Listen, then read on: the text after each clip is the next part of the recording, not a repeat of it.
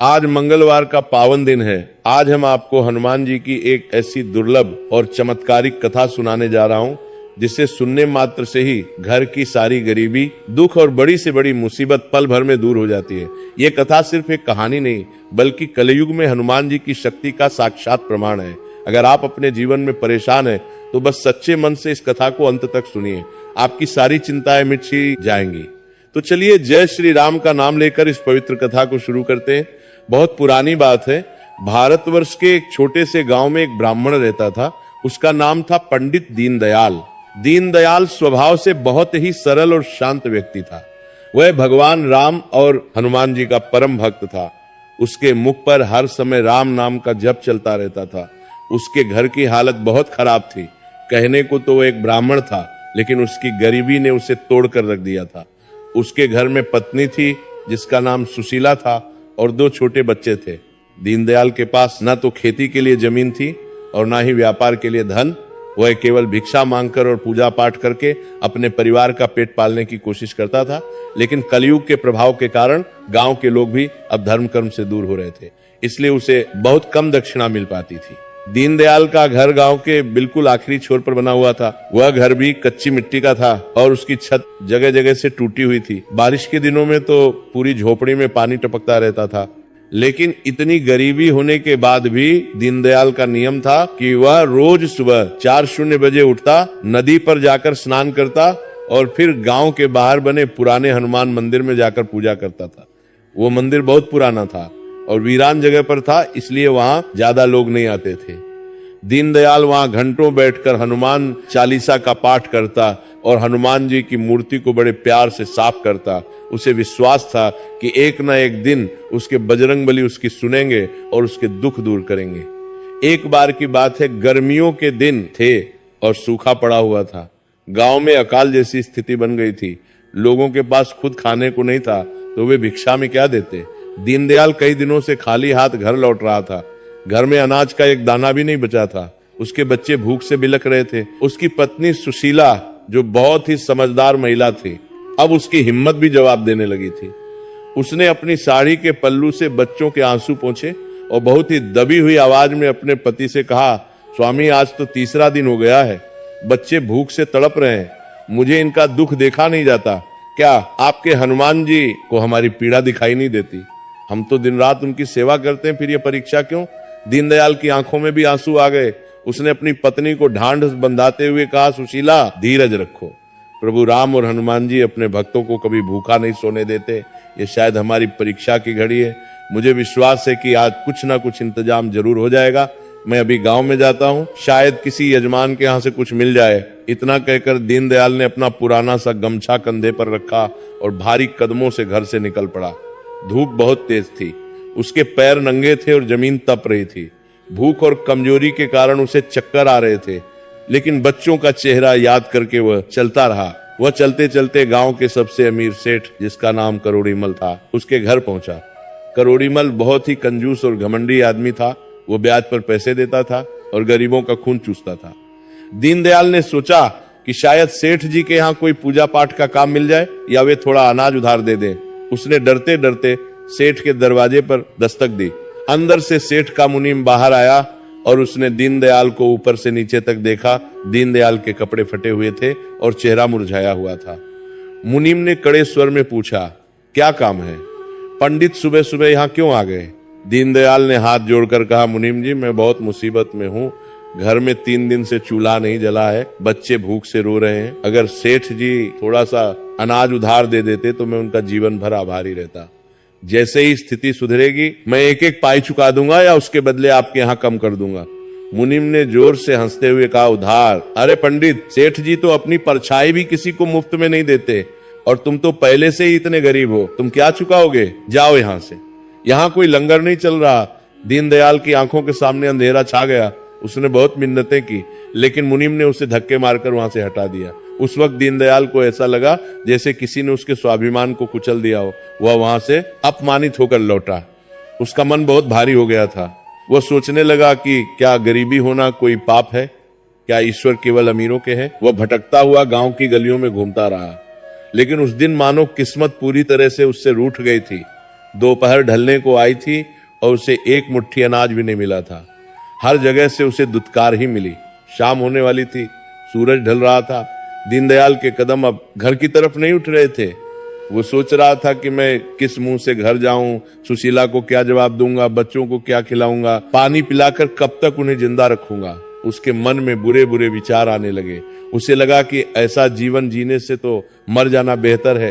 वो अपने घर जाने के बजाय उस पुराने हनुमान मंदिर की तरफ चल पड़ा जो गांव के बाहर जंगल के पास था।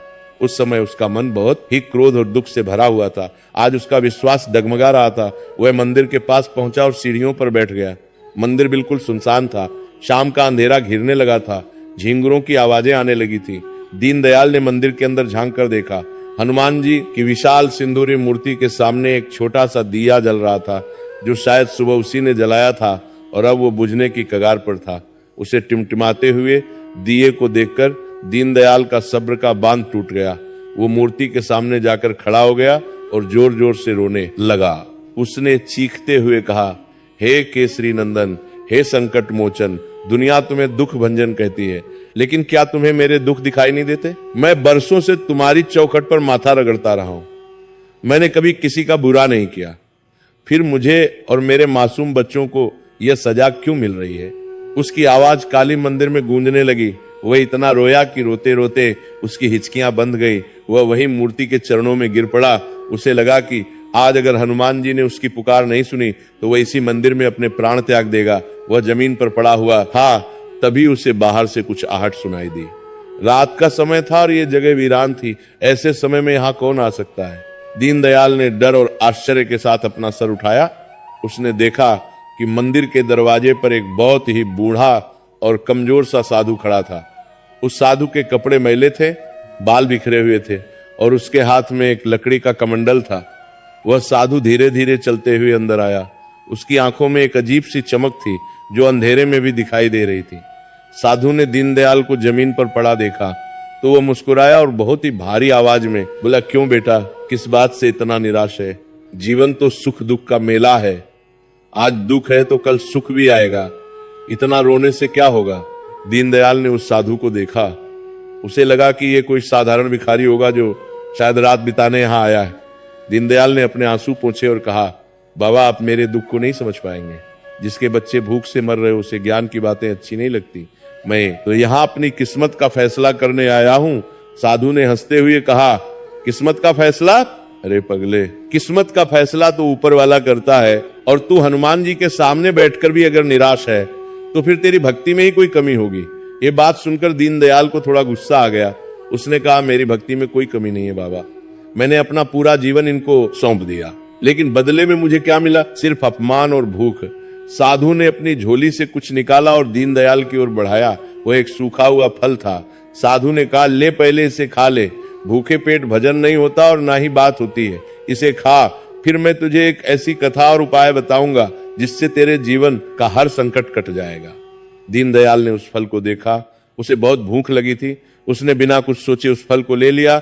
जैसे ही उसने उस फल का एक टुकड़ा खाया, उसे लगा जैसे उसके शरीर में नई ऊर्जा आ गई हो। उसका मन एकदम शांत होने लगा। जो घबराहट और बेचैनी थी वो गायब होने लगी। उसने आश्चर्य से उस साधु की ओर देखा। वो साधु अब सामान्य नहीं लग रहा था। दीनदयाल ने हाथ जोड़कर पूछा, बाबा, आप कौन है और ये फल कैसा था? मेरी सारी थकान और भूख मिट गई। साधु ने रहस्यमय मुस्कान के साथ कहा, मैं कौन हूं ये जानना जरूरी नहीं है। जरूरी यह है कि तू अब वह सुन जो मैं तुझे बताने आया हूं। मैं तुझे हनुमान जी की वह गुप्त साधना और कथा सुनाने जा रहा हूं जो कलयुग में साक्षात कल्प वृक्ष के समान है। दीनदयाल ने उसे साधु के चरणों में अपना सिर रख दिया और कहा, बाबा, मैं तैयार हूं। मेरे पास अब खोने के लिए कुछ नहीं बचा है। आप मुझे वो मार्ग दिखाइए जिससे मेरे परिवार के प्राण बच सके। उस बूढ़े साधु ने दीनदयाल के सिर पर हाथ फेरा। उस स्पर्श में एक ऐसी अलौकिक शक्ति थी कि दीनदयाल का रोम रोम पुलकित हो उठा। साधु ने उसे अपने पास बिठाया और कहा, ध्यान से सुन दीनदयाल, ये कथा केवल एक कहानी नहीं है।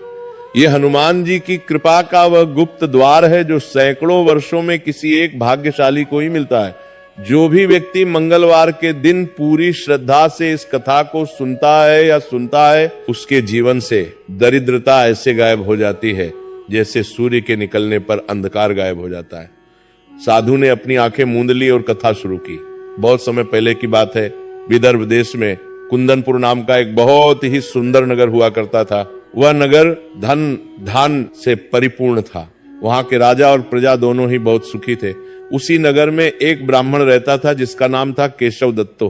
केशव दत्त वेदों का जाता था और बहुत ही कर्मकांडी ब्राह्मण था, लेकिन विद्वान होने के बावजूद वो बहुत गरीब था। उसके घर में उसकी पत्नी सुमति रहती थी। सुमति बहुत ही धार्मिक और पतिव्रता स्त्री थी, लेकिन गरीबी के कारण वो अक्सर दुखी रहती थी। वे दोनों पति पत्नी संतान सुख से भी वंचित थे।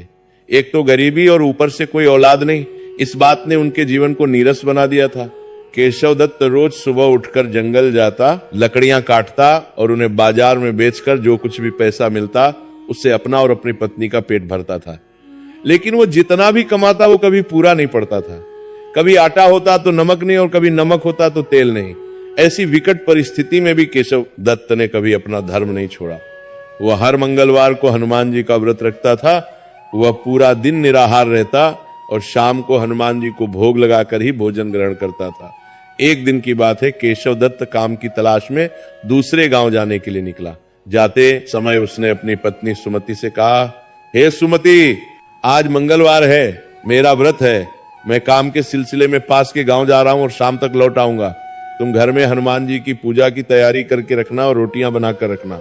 जब मैं आऊंगा तो हम साथ में भोग लगाकर भोजन करेंगे। सुमति ने सिर हिलाया और कहा, आप चिंता न करें स्वामी, मैं सब तैयारी करके रखूंगी। केशव दत्त चला गया।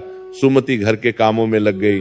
उस दिन घर में थोड़ा सा आटा बचा हुआ था। उसने सोचा कि शाम को पूजा के लिए चूरमा बनाऊंगी और रोटियां बनाऊंगी। लेकिन जैसे जैसे दिन चढ़ने लगा, सुमति की तबीयत अचानक बिगड़ने लगी। उसे तेज बुखार आ गया और शरीर टूटने लगा।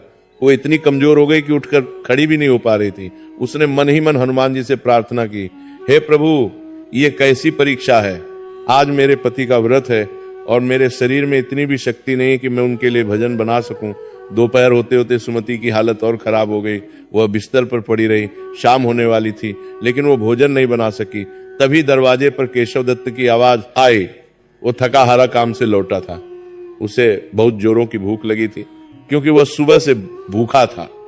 उसने अंदर आकर देखा तो चूल्हा ठंडा पड़ा था और सुमति बिस्तर पर लेटी हुई थी।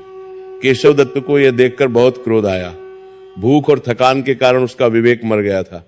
उसने बिना कुछ सोचे समझे सुमति पर चिल्लाना शुरू कर दिया, अरे भगवान, मैंने तुझसे कहा था कि आज मेरा व्रत है, भोजन तैयार रखना। तूने अभी तक चूल्हा भी नहीं जलाया। क्या तुझे मेरे व्रत की कोई चिंता नहीं है? सुमति ने कांपते हुए हाथ जोड़े और बोली, स्वामी, मुझे क्षमा कर दीजिए। आज अचानक मुझे तेज बुखार आ गया, जिसके कारण मैं उठ भी नहीं पाई। मेरा शरीर मेरा साथ नहीं दे रहा था। लेकिन केशव दत्त का गुस्सा शांत नहीं हुआ। उसने क्रोध में आकर कहा, बहाने मत बना, तू आलसी हो गई है। आज तूने मेरा व्रत खंडित करवा दिया। अब मैं इस घर में जल भी ग्रहण नहीं करूंगा।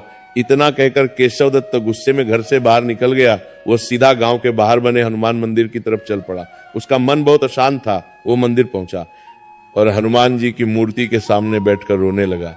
उसने कहा, प्रभु, मैं आपकी इतनी सेवा करता हूं, फिर भी मेरे जीवन में सुख क्यों नहीं है?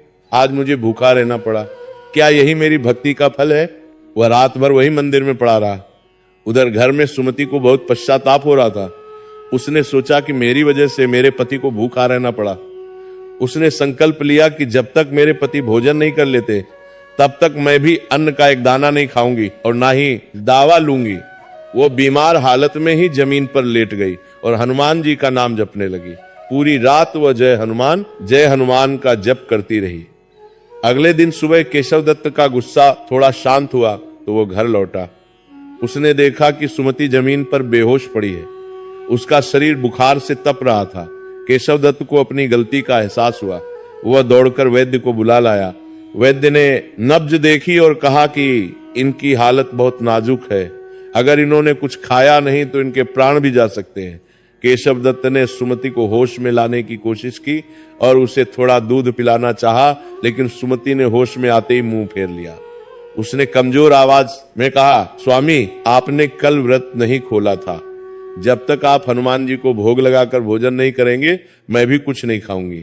केशव दत्त ने उसे बहुत समझाया कि मैं भोजन कर लूंगा, तुम दवा और दूध ले लो, लेकिन सुमति अपनी जिद पर अड़ी रही। देखते ही देखते 2 दिन बीत गए। केशव दत्त ने कुछ खाया और ना ही सुमति ने। दोनों की हालत मरने जैसी हो गई। तीसरे दिन मंगलवार था। सुमति का शरीर अब जवाब दे चुका था। वह लगभग मृत्यु के करीब थी। केशव दत्त उसके पास बैठा रो रहा था। तभी अचानक उनके घर के आंगन में एक बहुत तेज प्रकाश हुआ। वह प्रकाश इतना तेज था कि केशव दत्त की आंखें चुंधिया गईं। जब प्रकाश थोड़ा कम हुआ तो उन्होंने देखा कि उनके सामने एक दिव्य बालक खड़ा है। उस बालक के चेहरे पर सूर्य जैसा तेज था और उसने लाल रंग के वस्त्र पहन रखे थे। उसके हाथों में एक गदा थी। केशव दत्त और सुमति उस बालक को देखकर हैरान रह गए। उस बालक ने मुस्कुराते हुए कहा, माता सुमति, उठो, तुम्हारी भक्ति और निष्ठा से मैं बहुत प्रसन्न हूं।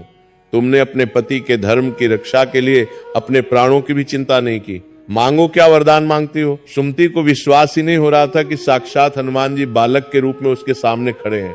वह लड़खड़ाते हुए उठी और उसे बालक के चरणों में गिर पड़ी। उसने रोते हुए कहा, हे प्रभु, अगर आप सचमुच मुझ पर प्रसन्न हैं तो मेरे पति के जीवन के सारे कष्ट हर लीजिए, इनकी गरीबी दूर कर दीजिए और हमें भक्ति का दान दीजिए। बालक रूपी हनुमान जी ने कहा, तथास्तु, लेकिन इसके लिए तुम्हें एक विशेष व्रत और कथा का पालन करना होगा। जो भी व्यक्ति लगातार 21 मंगलवार तक इस विधि से व्रत रखे